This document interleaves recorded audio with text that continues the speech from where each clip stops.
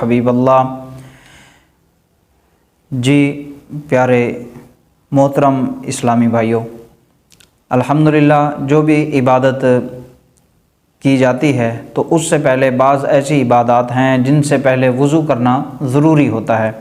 اور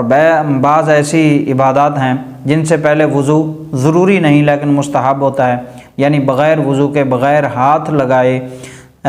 تسبیح وغیرہ پڑھ سکتے ہیں، درود پاک پڑھ سکتے ہیں، لیکن جب قرآن پاک کو چھونا ہوگا، ہاتھ لگانا ہوگا یا نماز پڑھنی ہوگی تو اس سے پہلے وضو ضروری ہے۔ تو ویسے بھی ہر وقت باوضو رہنا چاہیے، اور جو بندہ باوضو رہتا ہے ایک تو اس کے دل کے اندر خود اعتمادی پیدا ہوتی ہے، اور شریر جنات سے بھی محفوظ رہتا ہے، شیاطین سے بھی محفوظ رہتا ہے۔ تو اسی وجہ سے نماز سے پہلے، قرآن کو ہاتھ لگانے سے پہلے، قرآن پاک کو ہاتھ لگانے، چھونے، چومنے سے پہلے وضو کرنا ضروری ہے۔ تو اللہ تبارک و تعالی قرآن پاک کے اندر ارشاد فرماتا ہے،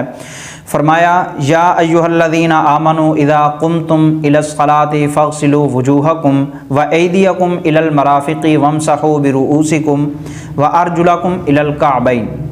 تو یہاں پہ مسائل جو ہیں وہ بعد میں بیان کیے جائیں گے، تو آج انشاءاللہ العزیز ہم وضو کے فضائل سنیں گے، وضو کے فوائد کیا ہیں اس کے بارے میں ہم آج گفتگو کریں گے اور اس کے بارے میں سنیں گے، وضو کے بارے میں۔ تو فضائل کے بعد انشاءاللہ العزیز وضو کے مسائل جو ہیں وہ انشاءاللہ ضرور سنیں گے، سیکھیں گے اور آپ کے سامنے پیش بھی کریں گے۔ آپ ہمارے جو ہے چینل کو ضرور سبسکرائب کریں تاکہ آپ دینی مسائل جو ہے وہ اس سے آگاہی ہو سکے۔ تو سب سے پہلے قرآن پاک کے اندر اللہ تبارک و تعالیٰ نے ارشاد فرمایا کہ یا ایھا الذین آمنوا اذا قمتم الی الصلاۃ فاغسلوا وجوہکم وایدیکم الی المرافق وامسحوا برؤوسکم وارجلکم الی الکعبین۔ باری تعالیٰ ارشاد فرماتا ہے، اے ایمان والو، جب تم نماز پڑھنے کا ارادہ کرو اور وضو نہ ہو تو اپنے منہ اور کوہنیوں سمیت ہاتھوں کو دھو اور سر کا مسح کرو اور ٹخنوں تک پاؤں کو دھو۔ یہاں پہ وضو کے جو فرائض ہیں وہ بیان کیے گئے ہیں، تو فرائض اور سنتیں جو ہیں وہ بعد میں، مستحبات وغیرہ وہ بعد میں بیان کیے جائیں گے۔ تو آئیے حدیث پاک سنتے ہیں کہ وضو کے فوائد کیا ہیں۔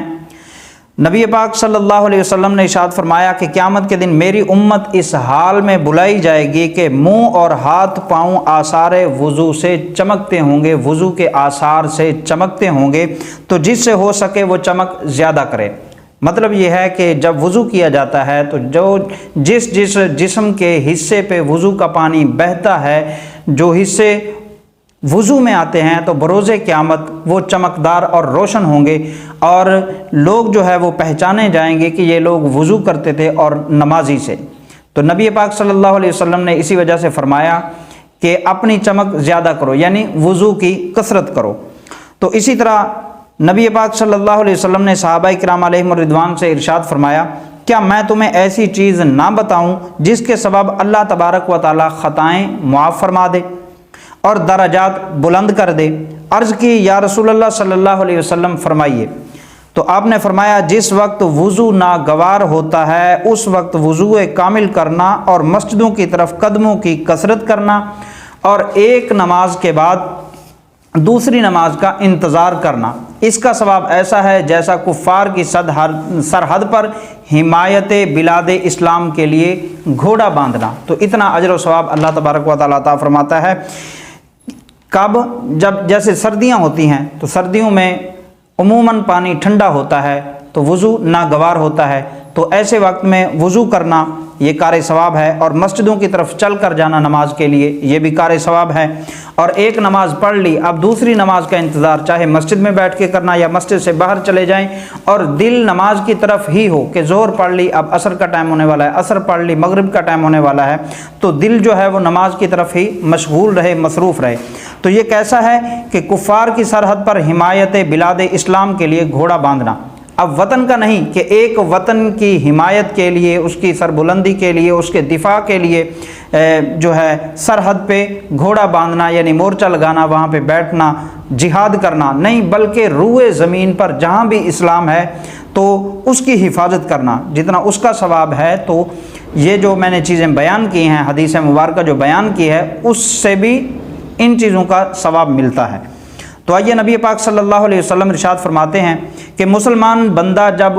وضو کرتا ہے تو کلی کرنے سے منہ کے گناہ گر جاتے ہیں، اور جب ناک میں پانی ڈال کر صاف کیا تو اس کے ناک کے گناہ جو ہیں وہ نکل گئے، اور جب منہ دھویا تو اس کے چہرے کے گناہ ختم ہو گئے، یہاں تک کہ پلکوں کے گناہ بھی ختم ہو جاتے ہیں، اور جب ہاتھ دھوئے تو ہاتھوں کے گناہ نکل جاتے ہیں، ختم ہو جاتے ہیں، یہاں تک کہ ہاتھوں کے ناخنوں کے گناہ بھی ختم ہو جاتے ہیں، اور جب سر کا مسح کیا تو سر کے گناہ ختم ہو جاتے ہیں، یہاں تک کہ کانوں سے جو گناہ کانوں کے ہوتے ہیں وہ بھی ختم ہو جاتے ہیں، اور جب پاؤں دھوئے تو پاؤں کی خطائیں ختم ہو جاتی ہیں، یہاں تک کہ ناخنوں سے جو گناہ ہیں وہ بھی ختم ہو جاتے ہیں۔ فرمایا کہ اب سب گناہ تو ختم ہو گئے، پھر اس کا مسجد کی طرف جانا اور نماز مزید برآں ہے، یعنی یہاں سے کبیرہ گناہ مراد نہیں ہے اور نہ ہی حقوق العباد مراد ہیں۔ صغیرہ گناہ جو ہیں وہ وضو کرنے سے ختم ہو جاتے ہیں، چہرہ دھونے سے، چہرے کے ہاتھ پاؤں دھونے سے، ہاتھوں کے اور پاؤں کے اور ناخنوں کے تمام گناہ جو ہے وہ اللہ تبارک و تعالی معاف فرما دیتا ہے۔ تو دیکھیے کہ وضو کے اللہ تبارک و تعالی کتنے فوائد ہمیں عطا فرما رہا ہے، کتنی برکتیں عطا فرما رہا ہے۔ تو یہ تو وضو ہے، اس سے آگے نماز ہے، دیگر عبادات ہیں، جب ہم اس پہ عمل کریں گے تو اللہ تبارک و تعالی ہمیں کس قدر عنایت عطا فرمائے گا۔ تو حضرت عثمان غنی رضی اللہ تعالیٰ عنہ کی جو ہے یہ واقعہ آپ سماعت فرمائیں۔ آپ نے اپنے غلام سے وضو کے لیے پانی مانگا اور سردی کی رات تھی، آپ باہر جانا چاہتے تھے اور غلام نے کہا کہ میں پانی لایا، انہوں نے منہ ہاتھ دھوئے تو میں نے کہا اللہ آپ کو کفایت کرے، رات تو بہت ٹھنڈی ہے۔